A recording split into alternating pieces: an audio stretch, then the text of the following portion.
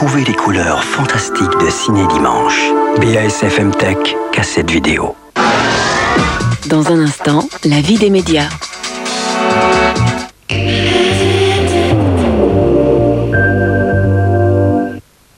Mouth to mouth. She wants me. He likes to be touched. Cheek to cheek. She's mine. He's mine. Sexuality. Emporio Armani, un homme, une femme de parfum. Get together. Cappuccino de Maxwell, le plus gourmand des cappuccinos.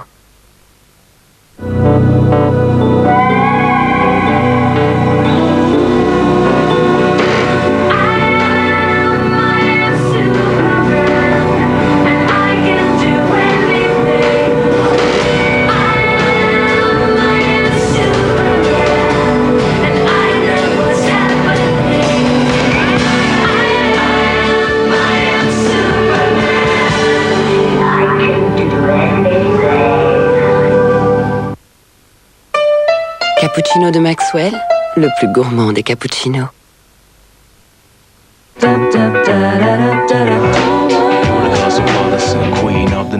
Le son de beauté numéro 1, être soi-même.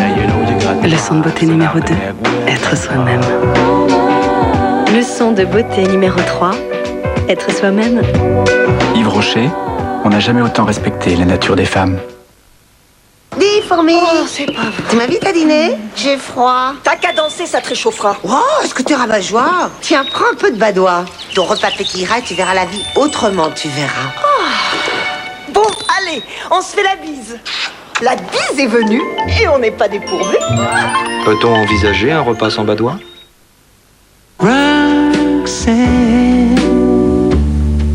Avec Énergie, offrez-vous un grand moment de musique avec le nouvel album de George Michael.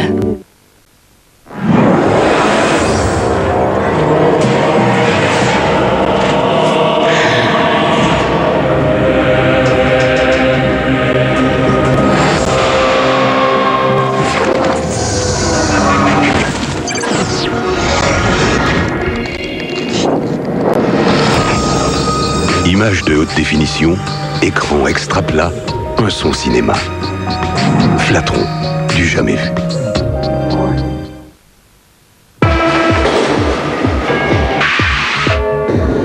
Métro. Boulot. Dodo. Dodo, couette et oreiller signent vos nuits.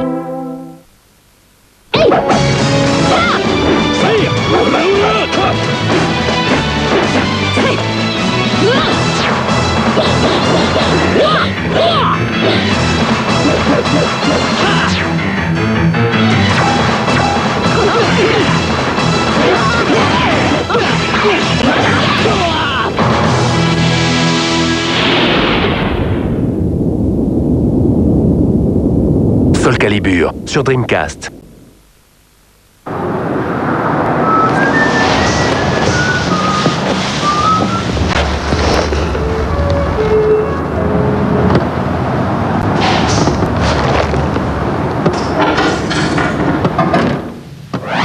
Les Martiens débarquent chez Quick. Quick, les hamburgers aussi ont droit à la différence. Vous trouvez 4 millions de dollars. Jusqu'où êtes-vous prêt à aller? Un plan simple de Sam Raimi. En vente en vidéo et DVD. 1900 1901 1902 1903. Le soir du 31 décembre, Total met gracieusement à votre disposition 1000 chauffeurs. 99 2000 C'est à moi! Évidemment, ces 1000 chauffeurs resteront sobres pour vous emmener et venir vous chercher à votre réveillon.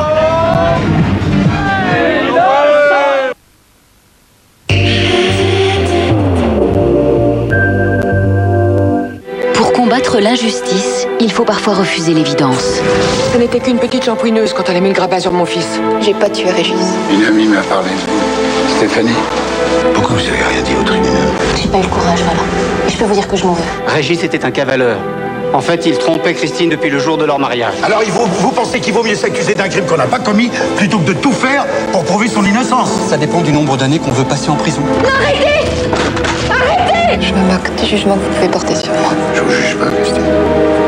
Je vais vous aider. Un homme en colère avec Richard Boringer, lundi à 20h55 sur TF1. À 15 jours du réveillon, Y a pas photo vous raconte les histoires étonnantes et drôles des gourmands.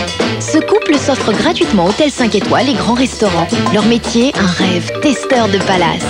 Le fougou est le poisson le plus cher du monde. Mais attention, s'il est mal préparé, il peut être mortel. Ces chats n'ont pas une vie de chien. Ils sont goûteurs professionnels pour une marque de croquettes et de pâtés. Êtes-vous prêt à avaler n'importe quoi? Jean-Yves Lafesse vous a mis à l'épreuve. Résultat, succulent. Peut-on réellement composer un réveillon aphrodisiaque? Pascal Laurent et leurs invités vont tester pour vous. Y a pas photo, c'est drôlement appétissant. Lundi à 22h40 sur TF1.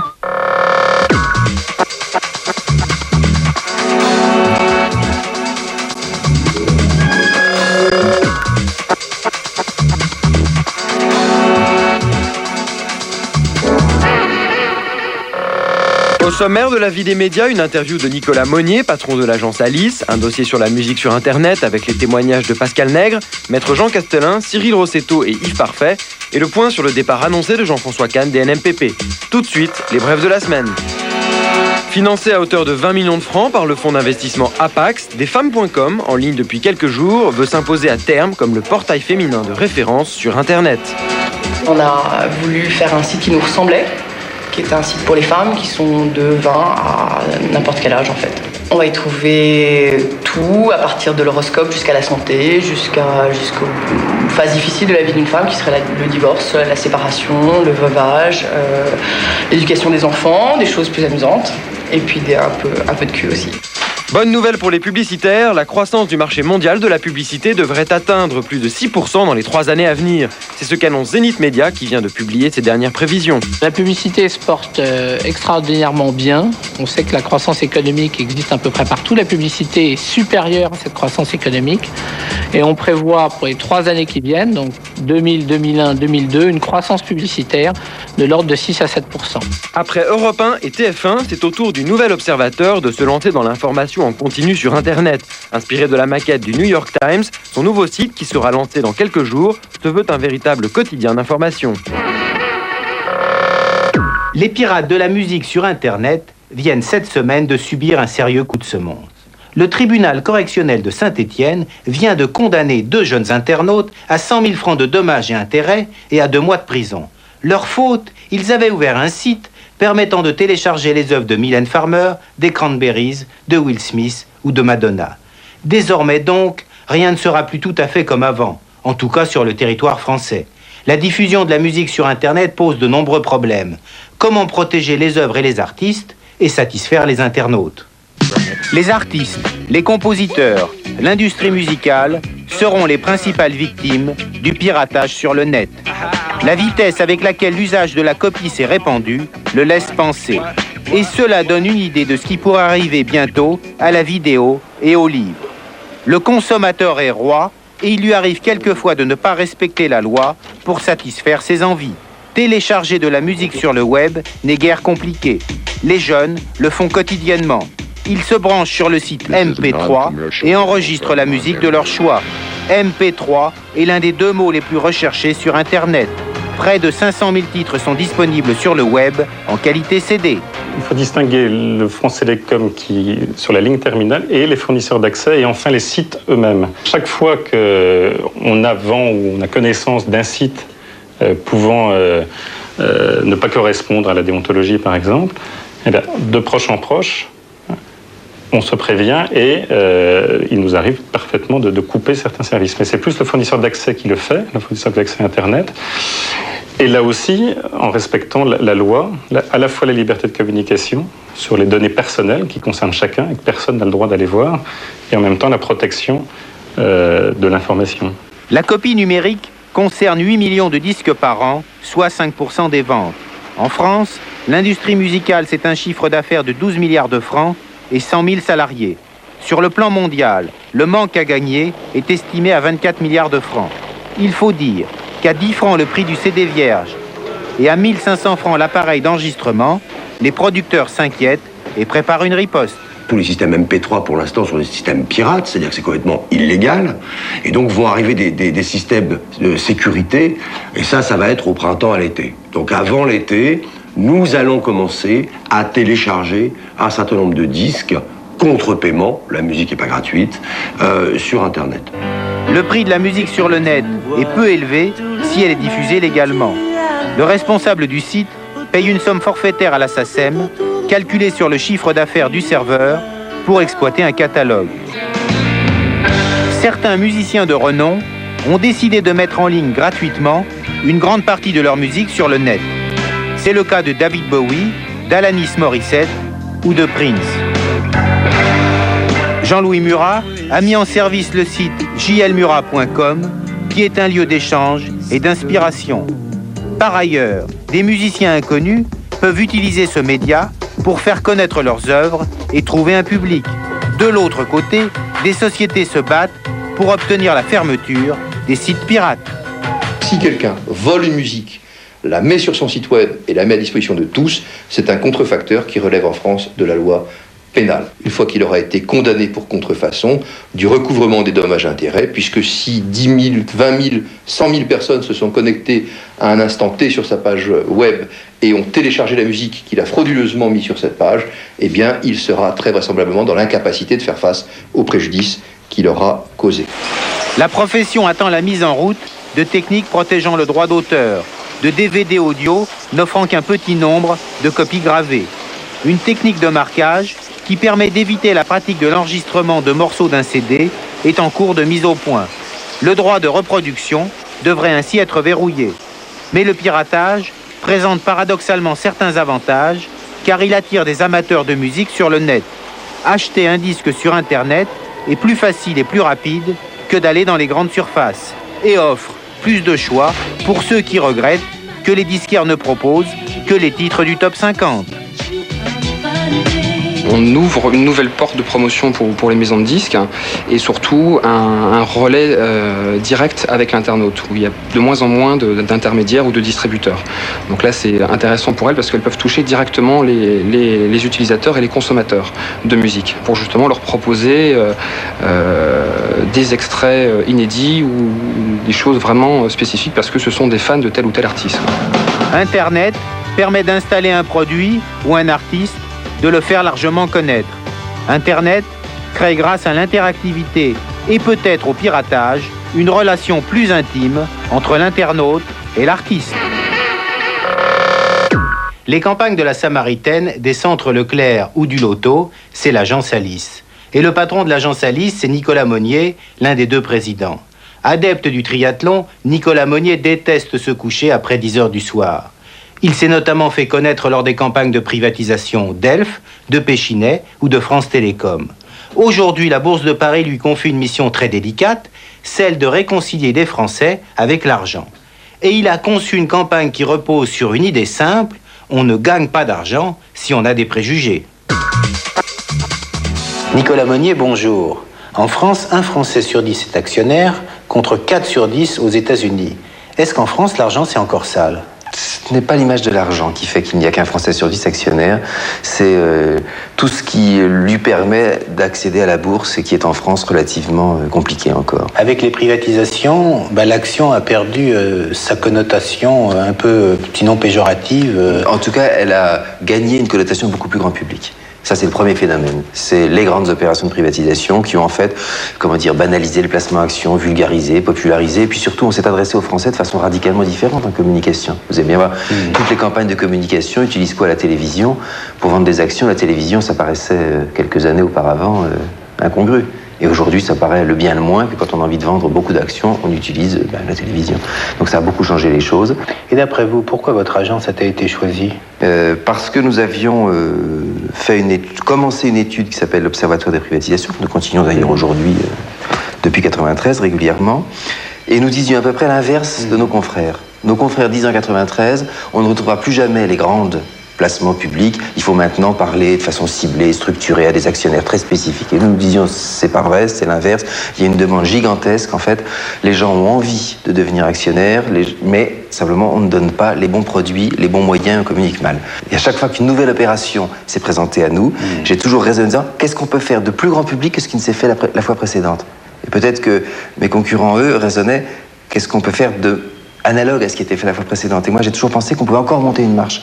Mais est-ce qu'il y a des budgets que vous vous interdisez de prendre? Est-ce que vous avez des interdits En tant qu'agence, nous ne travaillons pas pour des partis politiques. Bon, ça, c'est une partie d'agence. Pourquoi? Parce que les partis politiques sont des annonceurs comme les autres.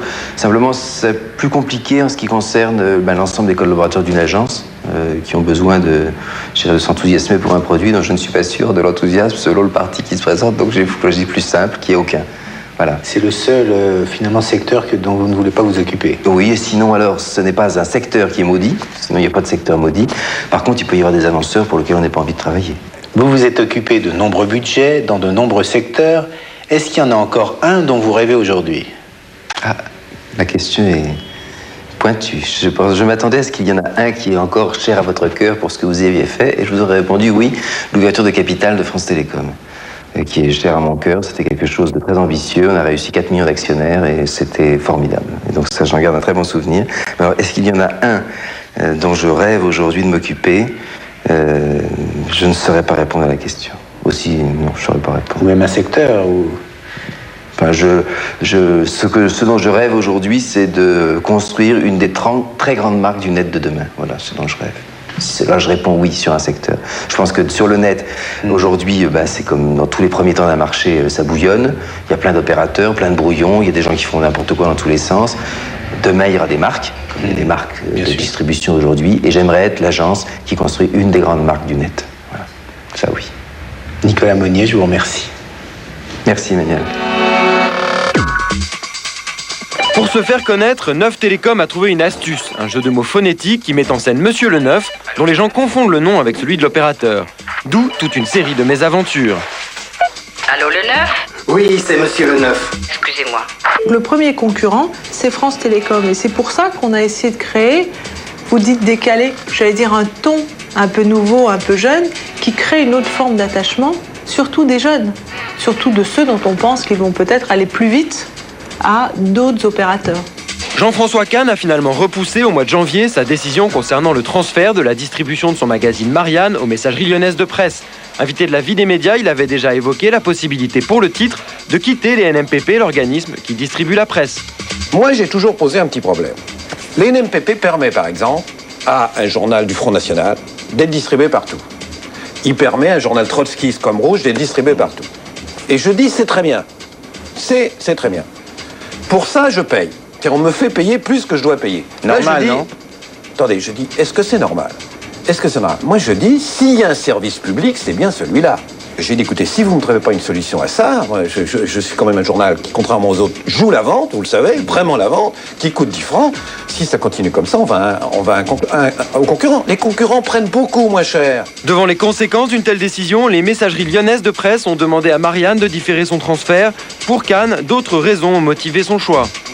Réalisé pour Marie-Claire et Investir, une étude souligne les changements de comportement des femmes vis-à-vis de l'argent et de la communication, sorte de prélude à une collaboration entre les deux titres. Une des leçons de cette étude, c'est qu'effectivement, il y a une grosse lacune en matière d'information pour les femmes et qu'il leur manque un magazine, ou en tout cas des rubriques qui soient vraiment destinées aux femmes avec un angle particulier. On s'est rendu compte qu'elles réclamaient haut et fort une information plus pédagogique, qui soit vraiment ancrée dans le quotidien, qui leur donne vraiment des clés pour comprendre les placements, qui leur fassent finalement comme des bancs d'essai, mais extrêmement clairs. Pour sa 6e édition, le prix du producteur français de télévision, organisé par la ProCirep, a une nouvelle fois consacré de lauréats ex aequo les films d'ici et Son et Lumière, choisis parmi plus de 100 producteurs. Folle Image a pour sa part reçu une mention spéciale au cours de cette soirée présidée par Véronique Jeuneste. Une reconnaissance de l'ensemble de la profession et de mes pairs. C'est donc une merveilleuse nouvelle et j'en suis très fier. Notre ambition, c'est pas d'approvisionner des chaînes de télévision en volume, mais c'est d'arriver à amener des œuvres, des événements à la télévision. Par le biais de son bouquet Biskyby, Murdoch vient de prendre 24% de l'allemand Kirchpay TV, spécialisé dans la télévision à péage. montant de la transaction plus de 9 milliards de francs. Merci de nous avoir suivis et à la semaine prochaine.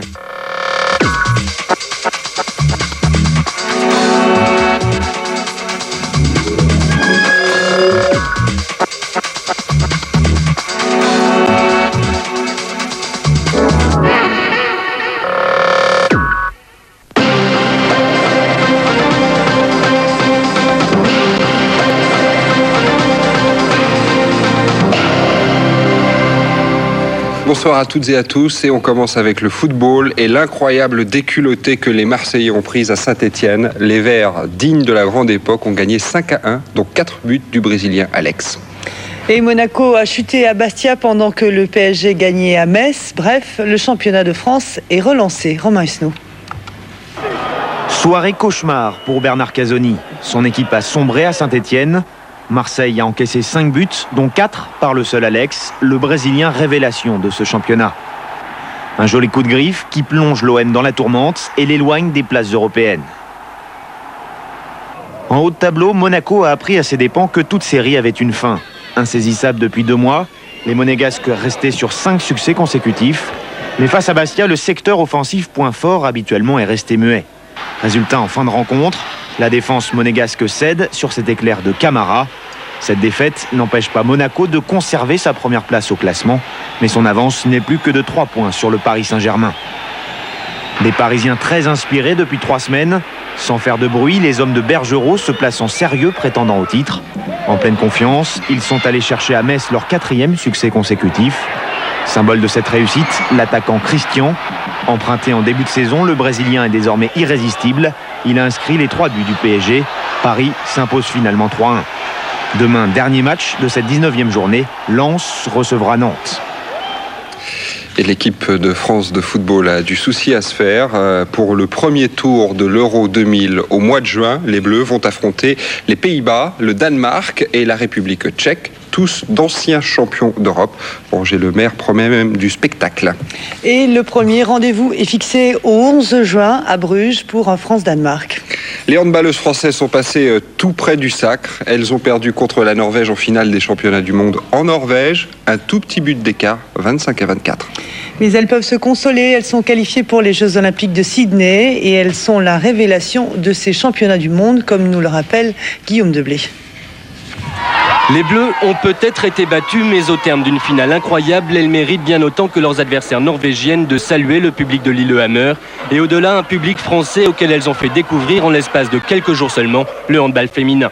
C'est mardi dernier que l'épopée commence vraiment. En battant la Pologne, les filles d'Olivier Crumbles atteignent les quarts de finale. La meilleure performance française en championnat du monde est déjà dépassée. C'était une 10e place il y a 2 ans, aux précédents mondiaux. Du même coup, l'objectif affiché d'une qualification pour les Jeux Olympiques se rapproche. Mais pour cela, il faut battre le Danemark, champion en titre. Mission accomplie 2 jours plus tard. C'est déjà un exploit. Et la fête se prolonge en demi contre la Roumanie. La France passe de justesse 18-17. Et on commence à mieux connaître Valérie Nicolas, gardienne impeccable, ou encore Leila Dushman, arrière infatigable de cette équipe. Après, c'est la défaite d'extrême justesse en finale contre la Norvège au bout de 2 prolongations. Mais cette défaite sera vite oubliée. Et une chose est sûre, on devrait bientôt entendre parler à nouveau de ces filles-là. Encore une bonne nouvelle pour le sport français en voile. Le défi Bouygues Télécom est qualifié pour les demi-finales de la prestigieuse Coupe de l'América. L'adversaire que le bateau français devait rencontrer à l'aube a déclaré forfait parce qu'il est déjà qualifié. L'actualité en France, c'est d'abord la menace de pollution en Bretagne après le naufrage d'un pétrolier maltais. Une nappe de pétrole dérive vers le sud-ouest, c'est-à-dire qu'elle s'éloigne des terres, mais les vents et les courants pourraient la ramener vers les côtes bretonnes. Le point avec Arnaud Lapère. Nappe de pétrole de 50 mètres de large qui dérive sous l'effet des vagues, c'est ce que l'on appelle du fioul lourd, d'une toxicité relativement faible selon les spécialistes, mais il s'agit des premières traces apparentes d'une pollution dont les services des douanes essayaient aujourd'hui d'évaluer l'ampleur à l'aide d'un avion de type Polmar, un appareil équipé de matériel électronique qui permet entre autres de déterminer l'épaisseur des nappes. Celle-ci serait relativement épaisse.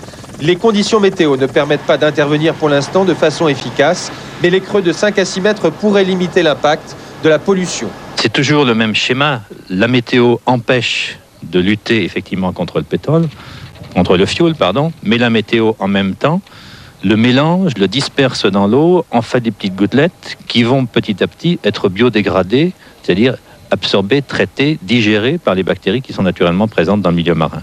Donc la météorologie nous aide. L'essentiel pour l'instant est d'éviter que le pétrolier disloqué coule avec des cuves pleines ou qu'il soit drossé à la côte. C'est la raison pour laquelle l'abeille Flandre remorque la partie arrière du navire. Si les vents continuent de souffler dans la même direction, la coque pourrait dériver vers le sud-est, mais la cellule d'urgence se déclare relativement optimiste. Dans le meilleur des cas, et lorsque la météo le permettra, des barrages flottants pourraient être utilisés afin de contenir la pollution si elle ne s'est pas dispersée. Cela permettra aussi de pomper les résidus de pétrole pour éviter que le naufrage de l'Erika ne devienne une nouvelle catastrophe de l'ampleur de la Moko Cadix. Et les 26 membres d'équipage ont tous été sauvés. Tôt ce matin, ils ont été élitreillés. Ils sont maintenant examinés dans des bases militaires de la région. Aucun d'entre eux n'est blessé.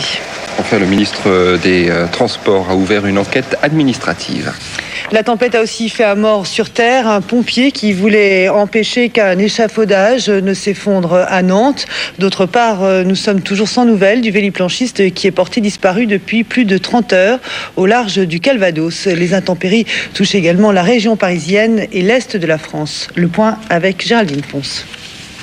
Conséquence des fortes pluies qui se sont abattues en Lorraine, en quelques heures à peine, le niveau de la rivière Chiers est monté de plusieurs dizaines de centimètres, dépassant même la cote d'alerte de plus de 30 centimètres. La zone a été placée sous haute surveillance, une famille a d'ailleurs été évacuée.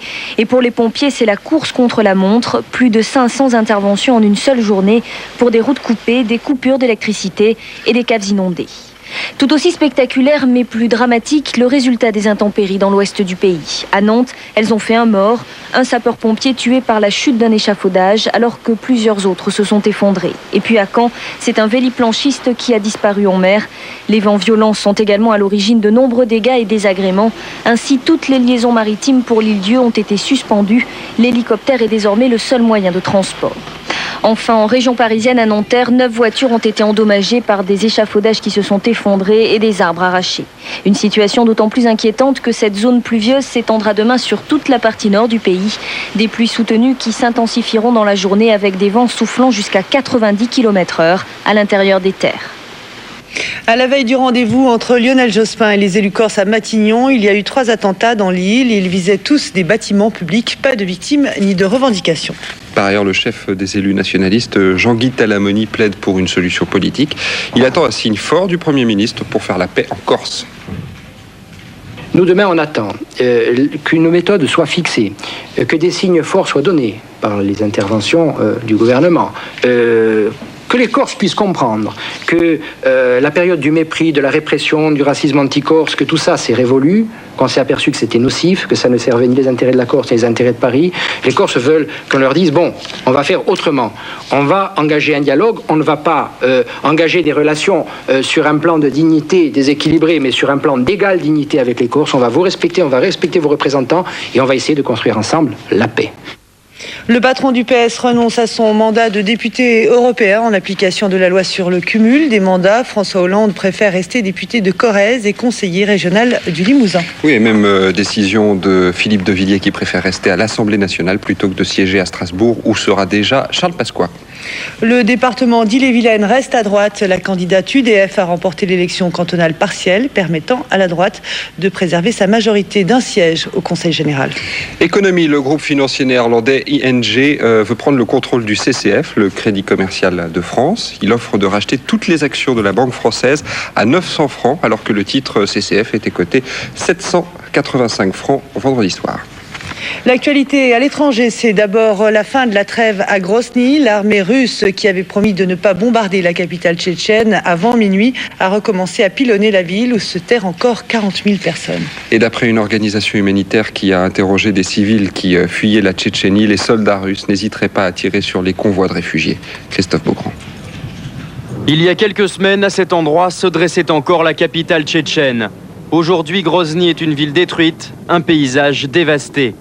Et si ce week-end, le pilonnage avait cessé pour permettre aux habitants de quitter la ville, les opérations militaires, elles, ont continué. Les troupes russes se sont emparées de l'aéroport militaire. Et puis des hélicoptères ont traversé le ciel de Grozny pour larguer des centaines de tracts, toujours les mêmes. La population doit quitter la ville sous peine d'être traitée comme les terroristes que Moscou prétend traquer depuis 3 mois. Ignorant les critiques européennes, Boris Eltsine a réaffirmé qu'il irait jusqu'au bout en Tchétchénie pour éliminer les terroristes et les bandits. En attendant la fin de l'ultimatum que Moscou ne cesse de repousser, 40 000 civils sont toujours à Grozny, mais l'état-major russe envisage de prendre officiellement le contrôle de la ville dans la semaine. En Algérie, les irréductibles des GIA ont massacré 15 civils au sud d'Alger. Des terroristes ont arrêté un bus sur lequel ils ont tiré à la mitrailleuse avant de mettre le feu. 2 enfants et une femme ont été tués. Il y a 6 survivants. C'est le premier massacre depuis le début du Ramadan. Au Chili, la gauche serait en tête à l'issue du premier tour de l'élection présidentielle d'après des résultats partiels. Le candidat socialiste aurait une légère avance sur celui de droite, un proche de Pinochet. Voilà pour l'essentiel de l'actualité de ce dimanche 12 décembre. C'est la fin de ce journal. Merci de l'avoir regardé. Mercredi 20h55, une nouvelle émission sur TF1, Défense d'entrée. Les endroits interdits au public, les mystères des lieux défendus, les secrets des coulisses. Oui, et pour la première fois, nous allons pénétrer derrière les portes où il y a inscrit Défense d'entrée. Ça, c'est un accès secret et confidentiel. Je ne suis jamais passé par cette porte. Valérie Benaïm et Thomas Hugues présentent Défense d'entrée, mercredi à 20h55 sur TF1. Pour un week-end en toute tranquillité sur TF1, avec le groupe Société Suisse Assurance.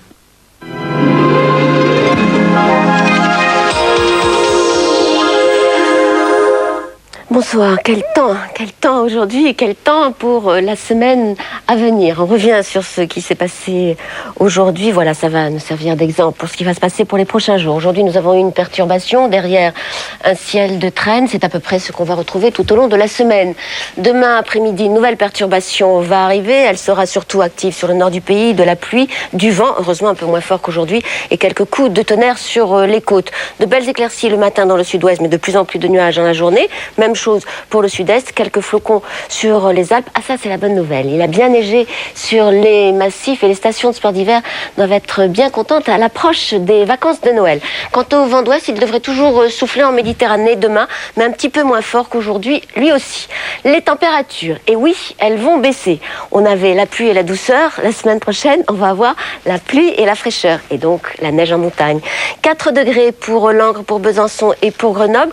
Encore de la douceur près de l'océan et près de la Méditerranée. Le maximum pour Nice et pour Bastia, 15 degrés. Donc cette semaine, la pluie, la neige et un petit peu de vent, heureusement moins fort qu'aujourd'hui. Mardi, on va retrouver la perturbation de lundi qui sera descendue vers le sud-est et qui va à nouveau donner une bonne couche de neige sur tous les massifs derrière un ciel de traîne, c'est-à-dire exactement le temps qu'on a eu sur la plupart des régions de France aujourd'hui. Mercredi, la traîne sera toujours présente avec des éclaircies peut-être un petit peu plus belles sur la façade atlantique. Le vent de nord va souffler en Méditerranée et les températures vont baisser, une moyenne de 5 degrés pour la moitié nord et de 8 degrés pour la moitié sud. C'est qu'on sera passé dans un flux de nord-est qui apportera de la fraîcheur. Jeudi, à nouveau des nuages venus de l'Atlantique qui devraient donner des pluies sur le nord du pays, peut-être un peu moins dans le sud, mais toujours le vent du nord près de la Méditerranée.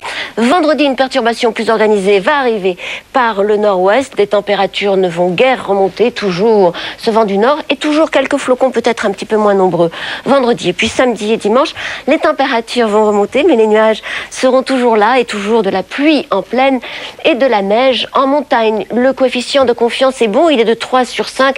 C'est dommage pour des semaines aussi tristes et aussi nuageuses. Je vous souhaite une très douce nuit et demain, heureusement, vous retrouverez Evelyne. À bientôt.